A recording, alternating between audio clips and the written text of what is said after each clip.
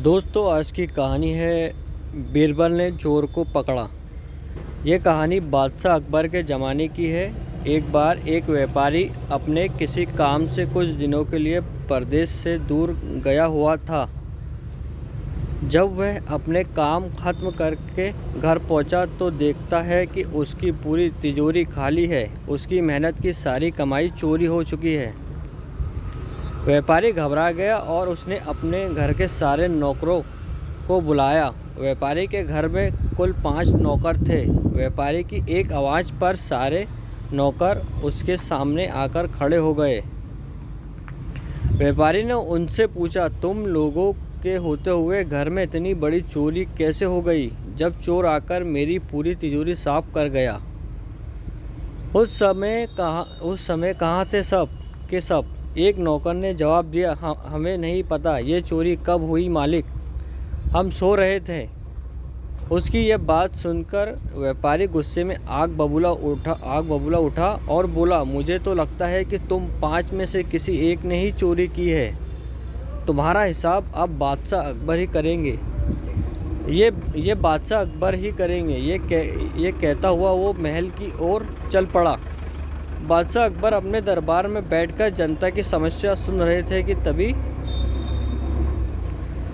तभी व्यापारी वहां पहुंच गया। व्यापारी ने कहा, न्याय हुजूर, न्याय, मेरी समस्या को दूर करे। बादशाह ने पूछा, क्या हुआ, कौन हो तुम और क्या है तुम्हारी समस्या? व्यापारी बोला, मैं आप ही के राज्य में रहने वाला एक व्यापारी हूँ। महाराज, एक ज़रूरी काम से कुछ दिनों के लिए परदेश से बाहर गया था। जब वापस आया तो मेरी सारी तिजोरी लुट चुकी थी। मैं बर्बाद हो गया। हुजूर, मेरी मदद करें। ये सुनकर बादशाह ने व्यापारी से कुछ सवाल पूछे, जैसे कितने सामान चोरी हुए, क्या उसे किसी पर शक है, आदि सवालों के जवाब मिलने के बाद अकबर ने व्यापारी का मामला बीरबल को सौंप दिया और कहा कि साली चोर को पकड़ने में बीरबल उसकी मदद करेंगे। अगले दिन बीरबल व्यापारी के घर पहुंचे। उन्होंने सभी नौकरों को बुलाया। उनसे पूछा, चोरी की रात के वो सभी कहाँ थे? सभी ने कहा कि वे व्यापारी के घर में ही रहते हैं और उस रात भी व्यापारी के घर में ही सो रहे थे। बीरबल ने उनकी बात मान ली। कहा, आप सभी को परेशान होने की ज़रूरत नहीं है। मेरे हाथ में ये 5 जादुई लकड़ियाँ हैं। मैं आप सभी को एक एक लकड़ी दूंगा। जो भी चोर होगा उसकी लकड़ी आज रात 2 इंच लंबी हो जाएगी और चोर पकड़ा जाएगा। हम सभी कल यहीं मिलेंगे। यह कहकर बीरबल ने सबसे हाथ में एक एक लकड़ी पकड़ाई और वहाँ से चले गए। दिन ढल गया। अगले दिन बीरबल फिर से व्यापारी के घर पहुँचे और उन्होंने सभी लकड़ी के साथ बुलाया। सभी बीरबल के सबकी लकड़ी देखी तो उन्होंने देखा कि एक नौकर की लकड़ी 2 इंच छोटी है।